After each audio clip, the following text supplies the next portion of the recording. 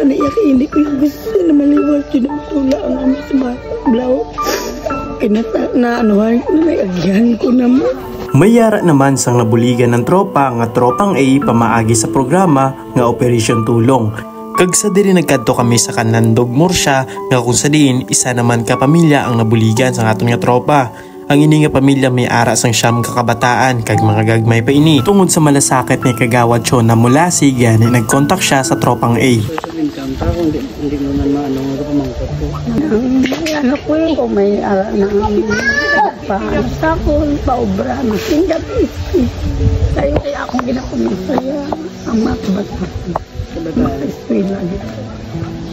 Amo nang kuha niya, masking gabi kapoy ka, ano niya, sige lang Kaya ang ginakuhaan ko ng pagpagin pabinta ko, para makakuha ng mga bata ko, may bahay. Kargata pa sa kampong ubras ang bana niya sini, pero tungod ng lain ng pamatsyag, ganigin pauntat na lang niya ini. Kag sinanay na lang ang nangita, kag nagraket-raket na lang para mga kwarta. Sita, ang tanaw ko na balay na kagina, kaigo ka mo na ako ito.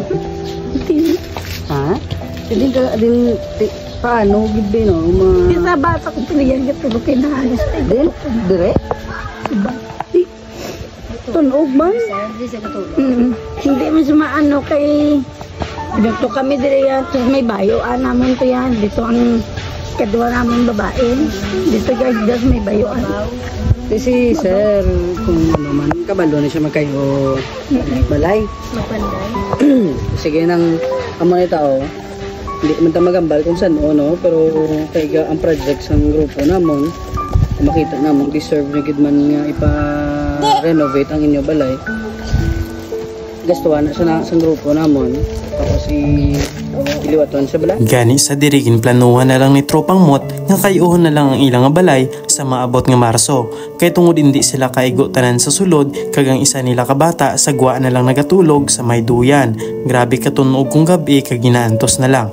paminsaron tata pito ang kabataan mo may mga gagmay pa amo na balati ang ilab lang nga ginaistaran dapat although let's say hindi sila mo providean 3 times a day nga meal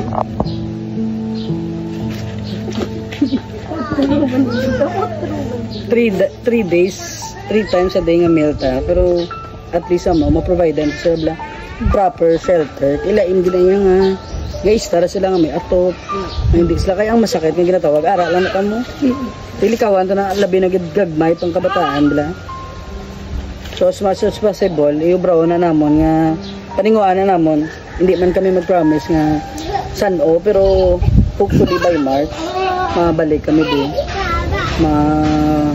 pa kayo imo balay ang first naman na project na patindog ipa-renovate pala tatlo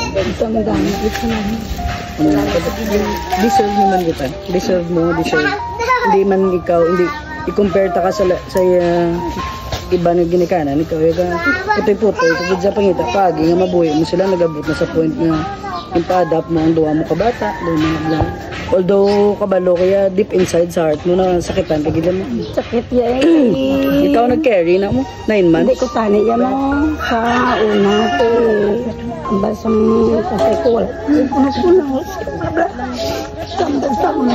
si nanay may aras ang siyam kakabataan pero tungod sa kapigaduhon nag-abot sa punto nga kinanglan niya ipasagod ang duwa sa iban masakit bilang isa ka iloy pero wala siya may mahimo kay tungod hindi man niya masarangan kung ara sa iya ang tanan pero bilibgi ko kay nanay kay tungod wala siya naging selfish mas napaminsaran niya pa ang kamayuhan para sa iya ang kabataan deserve ni nanay ang buligan kay biskan ano na lang mapinsaran basta makwartahan para sa iya ang kabataan kag naistorya niya sini nga may ara siya sang subang nga dedikado gid sa pag-eskwela kag with high honor pa ini sa ilang eskwelahan may ara siya sang 4 ka bata nga nag-eskwela tanan gani ginapilit gid nila nga kayanon para ang handom sang bata labuton di ko yung gani gusto ya mo na magbulagay kami mga kabatang pero wala na choice di mo nang lingwa niya lang ko sa mga ara gina sa pangabuhi kaya nga kinahanglan ta mag-risk sa mga bagay-bagay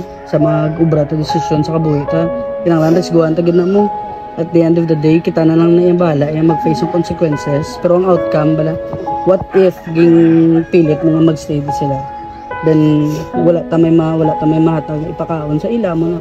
At the end of the day ang may manatabo sila nga wala ta man gin pangayo, kundi the blame is on you gyapon, di ba? Mas ano na gani ang risk ara gani sa pangabuhi ba, risk guwan ta anay. So sa subong ang i-prior mo na lang gid yata ang ako nang yamano is ang RD ng mga kabataan na. Kag disclaimer lang gali mga tropes, ang amon mga page wala naga-monetize o kon wala naga-income. Ang amon nga pagbulig halin mismo sa amon nga tagipusoon, kami naga-binuligay para damo sang mabuligan. Kag naga-video kami hindi para magpasikat, naga-video kami to inspire others nga magbulig man sa aton ni sigkapareho. Bisan sa gamay lang nga bagay, ang importante may ara. Kag sa mga naka-appreciate kag nagasuporta sa amon, madamo gid nga salamat. Halin ini sa Tropang A kag kay RK Fernandez.